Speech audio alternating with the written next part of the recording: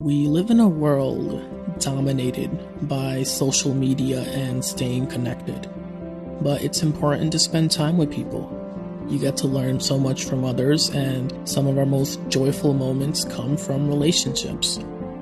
But spending too much time with people can also be a bad thing. Our mobile devices make us think we need to be connected all the time.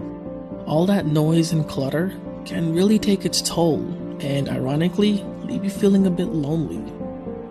But that's not what this video is about. Being alone and being lonely are two different things. While the former may be voluntary, the latter probably isn't. You may feel lonely in a room full of people. You may even feel lonely among friends or family. Loneliness doesn't necessarily mean being without people.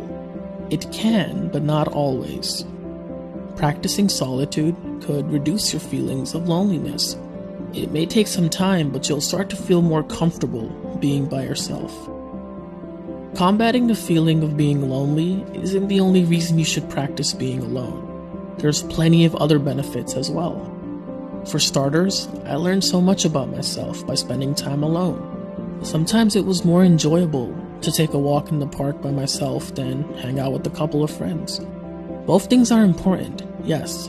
You shouldn't neglect your friends, but what's more important is you shouldn't neglect yourself either. Being free from social obligations for a while gives us the time for spiritual growth. You'll have more time to explore your values and goals without interference or distractions. According to a study in the Journal for the Theory of Social Behavior, people who set aside some time to be alone tend to be happier in life. They're said to have better life satisfaction and lower stress levels.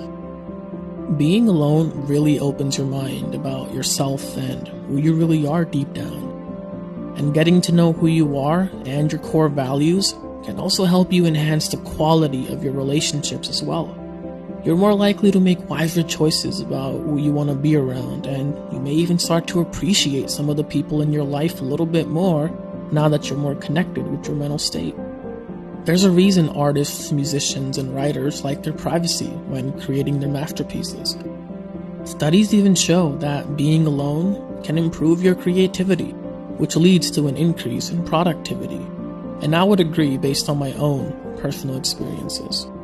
Look at being alone and figuring out who you are as building the foundation where everything else is built upon. I got in touch with an old friend recently who always used to be around people all the time due to his job. He called himself a people's person, but he wasn't exactly happy when he was alone. He had all these negative thoughts which he couldn't control. Circumstances forced him to change his job and move to a different state. Now he's a different person entirely. He admits that life may have forced him to be alone for some time, but it's been the best thing that's happened to him. He was able to find his inner calling, and his love for his wife and kids are now stronger than ever. When you're always around other people's influence and presence, you tend to kind of forget your own. You may feel like you know the world, but as soon as life forces you to disconnect even for a minute, you may feel trapped in your own mind. There's nothing wrong with spending time with family and friends. There's nothing wrong with checking social media either. Just don't do it at the expense of yourself. Don't try to understand everything around you without first understanding what's within you.